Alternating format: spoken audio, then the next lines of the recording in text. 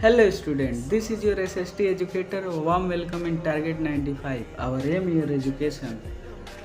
Target 95 लेकर आया एक ऐसी सीरीज जहाँ पे अगर कोई बच्चे का सिलेबस कंप्लीट नहीं है या फिर उस बच्चे को रिवीजन करना है, उसके लिए ये वीडियो बहुत ही हेल्प करने वाली है।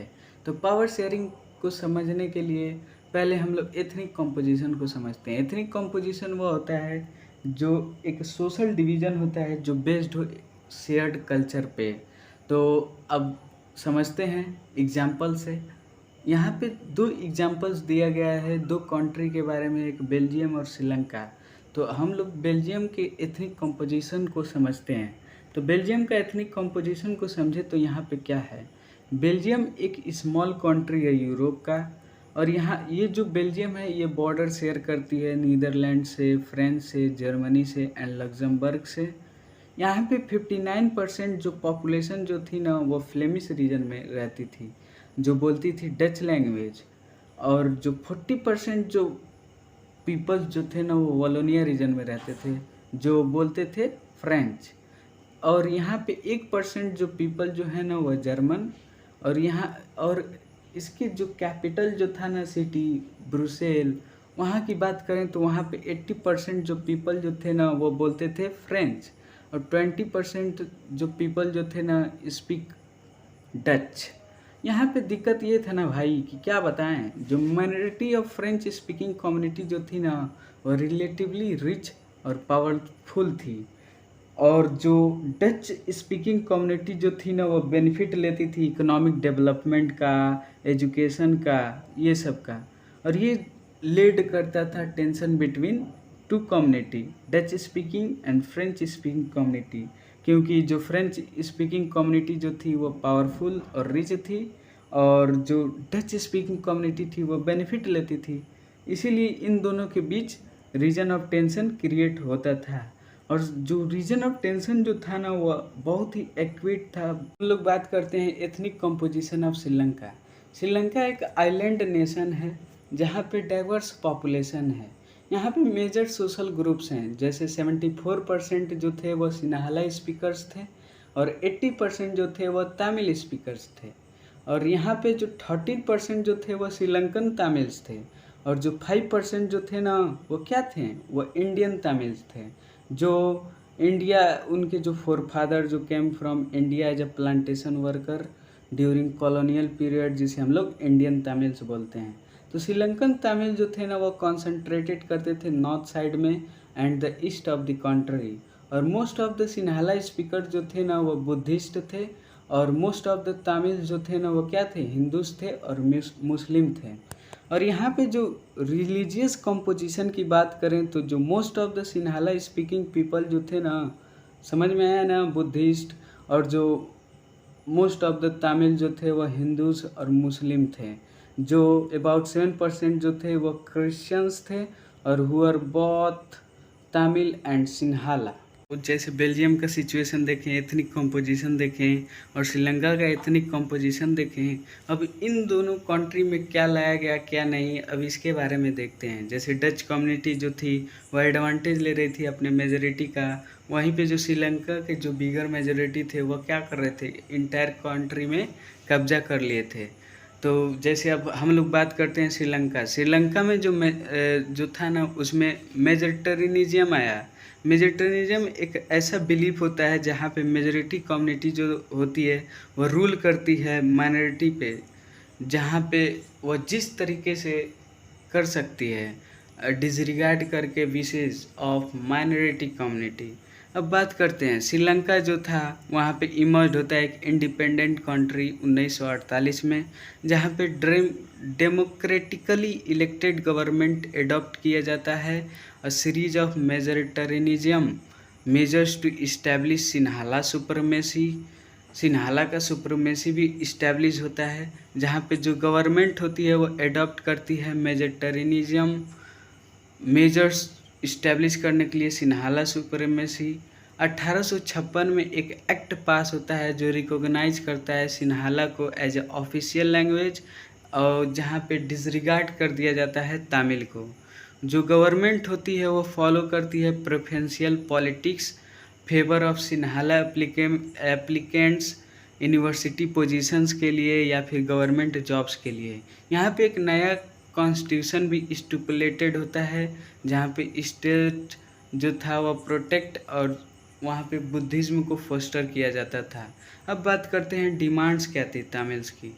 तमिल्स का डिमांड था रिकॉग्निशन किया जाए उनका तमिल को भी एज अ ऑफिशियल लैंग्वेज, और वहाँ पे इक्वल अपॉर्चुनिटी दिया जाए तमिल गवर्नमेंट के द्वारा तमिल्स को इन गवर्नमेंट जॉब में भी, एजुकेशनल इंस्टीट्यूशंस में भी।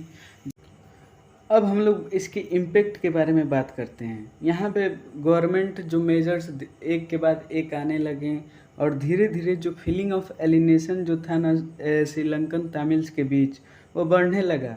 वो सोचने लगे कि जो मेजर पॉलिटिकल पार्टीज जो हैं, जो बुद्धिस्ट सिन्हाला लीडर्स के द्वारा लीड की जा रही हैं, वह क्या हो रही थी, वह अपने सेंसिटिव हैं अपने लैंग्वेज और कल्चर को लेके, और वो फील्ड करने लगे कॉन्स्टिट्यूशन के बारे में। डैट कॉन्स्टिट्यूशन वो फील्ड करने लगे कॉन्स्टिट्यूशन और गवर्नमेंट पॉलिसीज जो डिनाइड कर रही हैं उन्हें इक्वल पॉलिटिकल राइट्स देने के लिए, और डिस्क्रिमिनेटेड हो रहा है उनको अगेंस्ट गेटिंग जॉब्स और अदर अपॉर्चुनिटी, और इग्नोर किया जाता है उनके इंटरेस्ट को।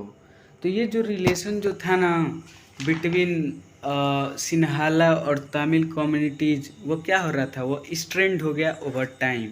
अब धीरे धीरे जो श्रीलंकन तमिल जो थे लॉन्च किए पार्टीज और स्ट्रगल कर रहे थे फॉर रिकॉग्निशन ऑफ तमिल। वहीं पे अगर बात कर लें किसकी, अगर हम लोग बात कर लें रीजनल ऑटोनॉमी और इक्वालिटी ऑफ अपॉर्चुनिटी जो सिक्योरिंग कर रही थी एजुकेशन और जॉब्स के बारे में।